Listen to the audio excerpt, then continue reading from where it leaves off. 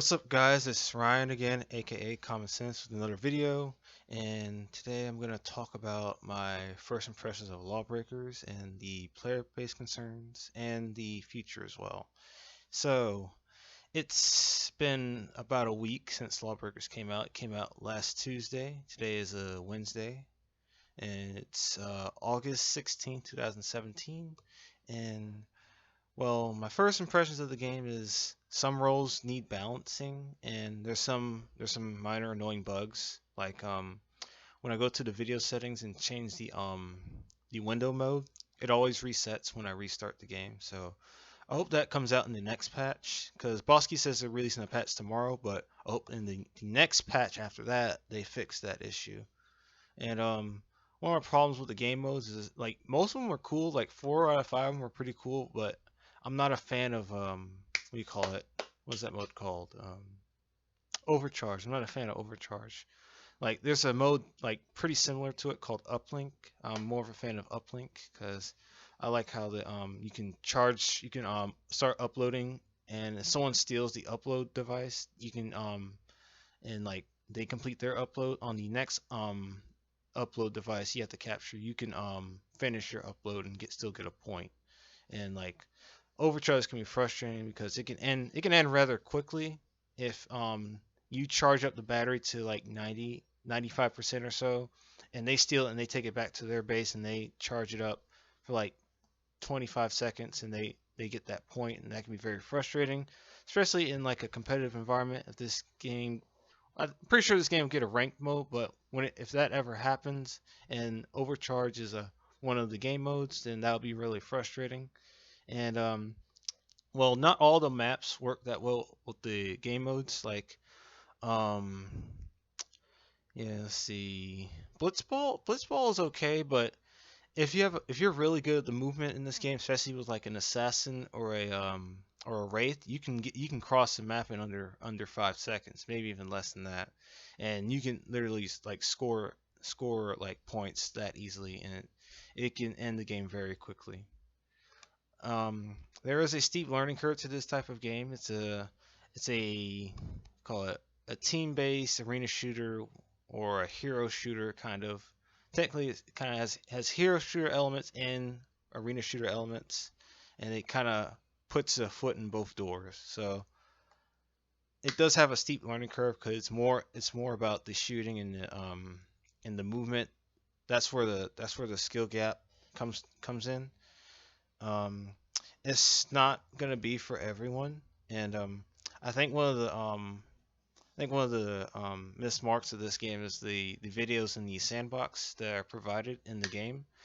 The videos aren't really ideal for newcomers. Like if you played like any of the alphas or the betas, then the videos should help you like understand what the abilities do, but you can't really practice them unless you go to the sandbox.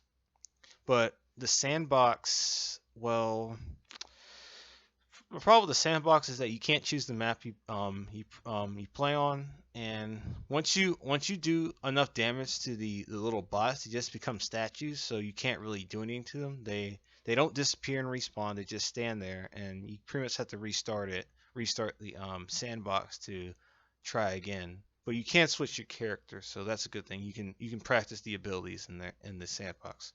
But I'm hearing that the PS4 version doesn't have the videos or the sandbox, and that could be a really big turnoff to PS4 owners who have the game, and they can't really learn how to play the game unless they go to YouTube or something like that.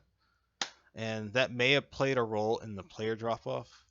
Like maybe the tutorial videos in the sandbox didn't really do a good enough job of teaching players how to play the game properly. So I have the game on Steam. I forgot to mention that. I have the PC version. I played the PS4 beta and I played the PC betas. Like for the PC, I played the alpha. I played the alphas last year, and I played the betas like this year. So I played most of my time on the PC version, and I was able to play the last beta on PS4 for a while. And one thing you have to get right when you're playing this game, your DPI, your mouse sensitivity. Like I have mine set at 1000, and I currently have my sensitivity at 7.1. Like I had it at 9.6, but that was way too high. Like I was able to track players when they move fast, but my aim was just completely off. Especially with the gunslinger and the enforcer class. Like my shot, I was just missing so many shots. I wasn't able to like finish off kills, and it was very frustrating. But I ended up resetting my settings to default, the in-game settings, and I'm starting to find a sensitivity I'm comfortable with, and that has resulted in better play from me. And like I said, movement is very crucial to getting around the map and to like doing well in this game because almost every character has a special movement ability except the Titan. All the Titan can do is do some type of super slam move when he or she jumps up into the air and does like a power slam with his fists, and that's the only movement ability the Titan has. But every character has you can just blind fire. You can blind fire any character, and you can propel yourself through the 0G gravity areas, and you can get around the map very quickly. And if you master that, then that'll really help you out when you're playing the game. And I really do think this game needs a ranked mode or a competitive mode as soon as possible after they balance the classes, because your only options when you click play or press play on the menu is to either do quick play or a custom match. And the quick play just puts you into a random game mode, a random mode, and the match is some matchmaking problems where sometimes you'd be on a team 4v5 or 5v3, and it'd be very frustrating and annoying because you end up being overwhelmed and you don't really have much of a chance to win unless other people join in late. Other than that, I really like the game. It really challenges me. I was talking about all the bad stuff I didn't like, but all the good stuff, like I really feel it takes a lot of skill to succeed in this game, and it's very rewarding when you do kill someone. I've been like experimenting with all the different classes. There's 9 classes. There's the Vanguard, the Enforcer, the Gunslinger, the Assassin, the Titan, the Juggernaut, the Harrier, and the Wraith. Yes, the infamous Wraith, probably the most hated class in the game right now. Even when it got nerfed a little bit. But like if you have good wraiths on your team, a good wraith, and it's really hard to deal with a good wraith. But that's it for the first impressions. Now I'm gonna talk about the player base concerns. Right now there are only about 1,000 to 1,100 or 1,100 concurrent players on Steam right now playing the game. And earlier today it dropped to low as in the 900s. So that's pretty concerning because we don't have any, as far as sales goes, we don't have any info for the sales numbers for Steam or PS4. I don't know if those are going to get released or not, but I hope so because I'm very interested in seeing what those are.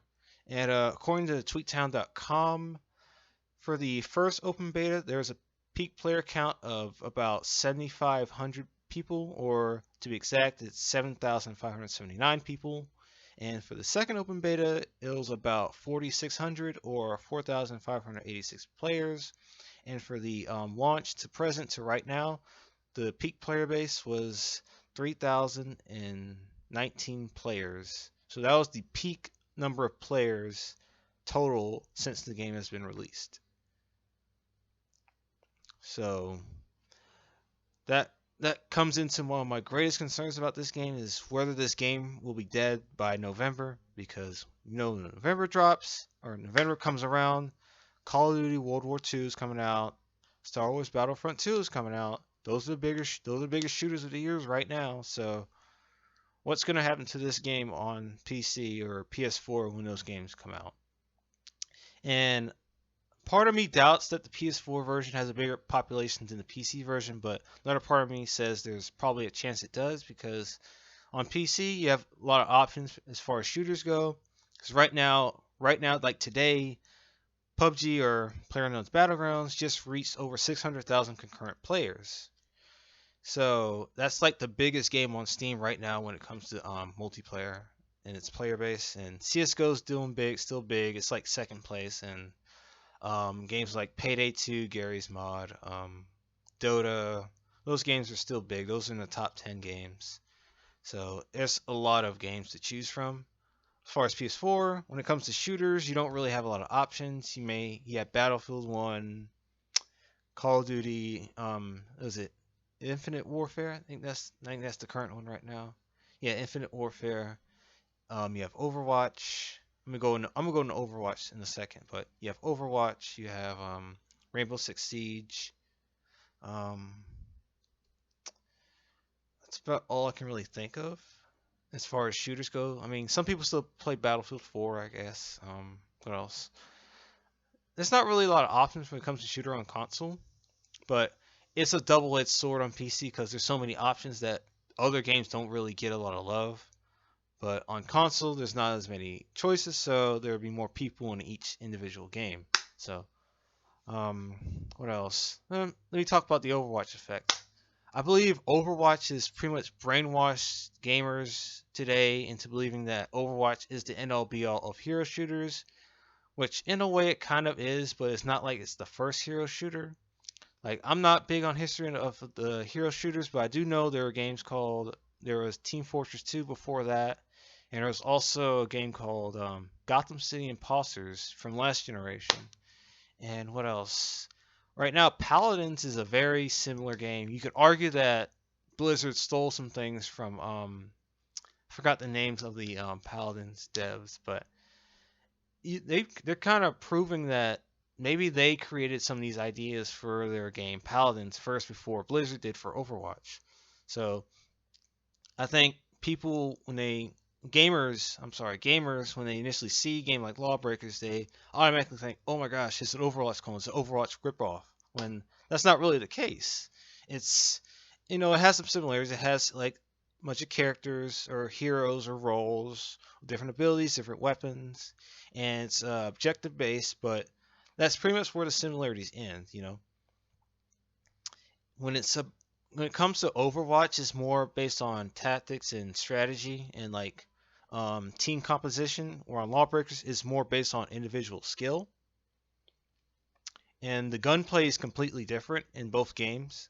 And Overwatch, I have Overwatch on PC, I played it a lot last year. I don't really play it much anymore, but it felt like it was more based on your abilities, your character's abilities, rather than your skill with their weapons. Well, in Lawbreakers, it's the complete opposite. So that's the best way I can really explain it. And now, Battlegrounds is a huge phenomenon all over YouTube, social media. It's the biggest game on Steam right now as far as player base, concurrent player base. And it's really ironic that a game like that, that's unoptimized, unpolished, and in early access, is getting so much support and so much traffic. With a game like Lawbreakers, which is very consumer friendly. I know it's flawed. It's not a perfect game. It's very flawed. But they're very pro-consumer with how they're handling it. It's $30 like PUBG is. And it's multiplayer only, but the price reflects that. So $30, all free DLC, all DLC, extra maps, characters, modes. Those will all come free. You don't have to pay for that. Cosmetics are optional. The cosmetics don't affect the game. And you get pretty good loot drops anyway. When you do get a loot box, you get pretty decent loot drops. So I just found it ironic and odd how a game like that gets so much support, but Lawbreakers doesn't really get any type of love, you know. And the future, talk about the future. I'm pretty sure the shooter's pretty niche. There's only going to be really a small community for it. It's not going to be for everyone. It's going to be pretty intimidating to some players, especially on PC, even on PS4. I do generally think that gamers today are tired of the floating and the jetpacks and the wall running you see from a lot of modern shooters like Titanfall 2, Call of Duty, the recent Call of Duty games. I think people are really tired of that, and that's why they were really requesting a boots on the ground shooter from Sledgehammer. They're the current devs of this Call of Duty, and I think that's what gamers want. They don't want any of the flying and stuff, and I think the anti-gravity and all the movement abilities of Lawbreakers was a turnoff to them.